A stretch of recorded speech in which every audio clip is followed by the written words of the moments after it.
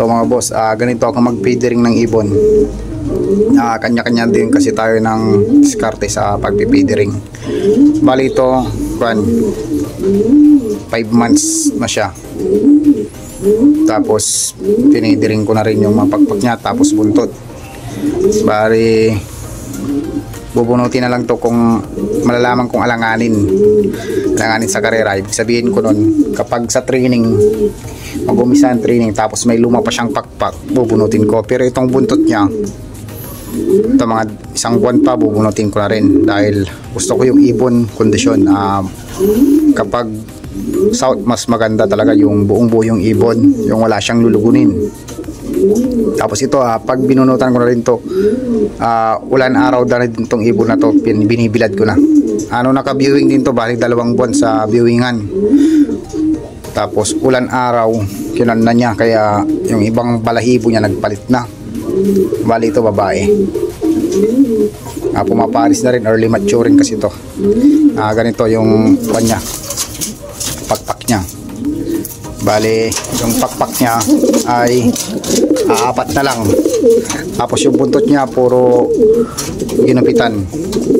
Bali mo unang bubunutan ko dyan yung buntot. Tapos pag tubo ng buntot, alam ko ang training nito December Pag 4 na pakpak, 4 na yung luma niya, mabilis siya maglugon Bali 4 na yung luma, hindi ko na siya bubunutan dahil training buo na yung pakpak niya. Yung buntot na lang, kasi ang buntot sa akin mahalaga sa pag dive ng ibon, pag-balance nila. Kaya bubunutin ko dahil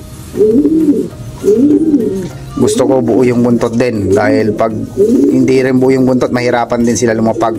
Kaya ganun lang pag-feedering. Pero bago ako mag-feedering, magpupurga muna ako ng 2 linggo ang pagitan bago magbunot ng buntot o kaya pakpak. Dapat na purga ko muna, dahil pag nagpapatubo yung ibon ng buntot o kaya pakpak, hindi pwedeng purgahin. Para sa akin, hindi ako nagpupurga pag nagpapatubo ng buntot tapos pakpak, dahil pwedeng lumiko o hindi na tumubo. Yun yung experience ko mga boss. Depende na rin sa kagustuhan ninyo. Yun yung diskarte ko sa feedering. Tapos pag buo na din yung pakpak niya, buntot, pwede na siyang lumipad ng force fly. Pag gusto yung mag force fly, pwede. Ito, lumilipad to, tumatagal din to, sumasabay din sa mga flyers ko. Ang kwan lang ito, medyo tatama din dahil maaga pumaris na agad sa barako. Kaya ito rin yung kagandahan ng may widowhood o may ganitong kwarto-kwarto, dahil pag pumaris na, medyo tatama rin na yung ibon. Ang disadvantage naman nito, halos hindi siya magrunda kapag may paris na. Hanggang doon lang mga boss. Maraming salamat. Ito yung mga nakasalang natin mga boss. Lahat fertile. Ito yung hindi pa naiakyat sa taas. Isipan ko kung gagawin ko na lang materialis, kasi kamukha niya yung tatay niya, yung karakter dito, yung matanda. Ang ganda niya, pang south. Yung mga nakasalang short video. Spot fertile. Ito kakaibig lang kanina.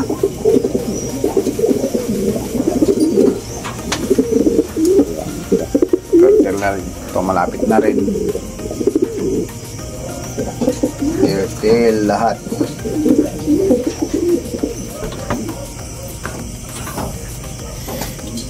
Ito, shoutout din kay Sir Jeremy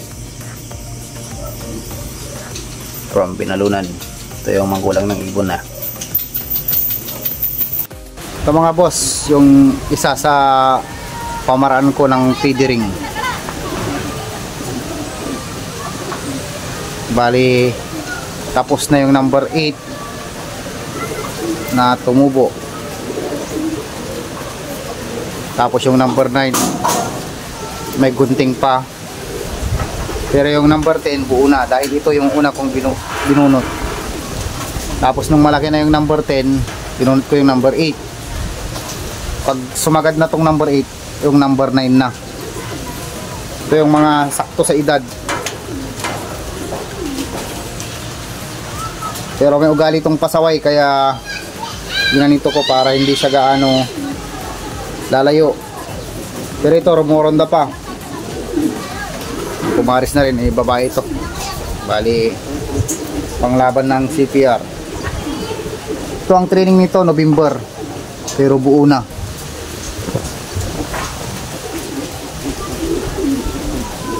Tapos kukunin ko pa yung isa na pamamaraan ko. Yun na naman sa PD ring, sa off color naman yun. Iba yung PD ring ko sa off color sa regular color mga boss. Ito yung off color mga boss. Bali pareho lang sila ng karera nung isa. Bali ito naman, ito yung number 10, yung pinakahuli. Bali tapos na tong number 8, tapos number 9, tapos na silang nabunot. Bali number 10 na lang. Ang training nito November, kaya bubunutin ko to by September, itong number 10. Dahil sa off color kasi madaling mag-nisnis, kaya ang gagawin ko dito sa off color medyo late itong number 10 na bubunutin. Yung buntot naman nito maaga ko na rin nabunot. Bali rumuronda siya, walang buntot. Pero ngayon buo na, para pagdating ng November kahit anong ipasok ng pamurga pwede. Dahil ito mga boss, na-try ko na din. Pag nagpurga kayo ng may lugon tapos kumakarera, mahulog yung buntot o kaya pakpak. Kaya ginagawa ko, inunahan ko na lang, pinupos molting ko. Dahil malaking bagay pag kulang yung pakpak tapos buntot, malaking bagay. Ito pigang-piga sa ronda. Dahil kanina isang oras silang nagronda, umaga, tapos tanghali, hapon. Kaya ganun tayo magpaikot dahil gusto natin yung ibon natin buo yung muscle. Ito bata pa. Bali ang lukon dapat dito, itong tatlo hindi pa nagalaw. Bali nasa gitna pa lang ito. Number 5 pa lang ang lukon nito. Pero yung dalawa, yung 8 tapos 9, buo na. Para pagdating ng training wala na siyang ilulugon.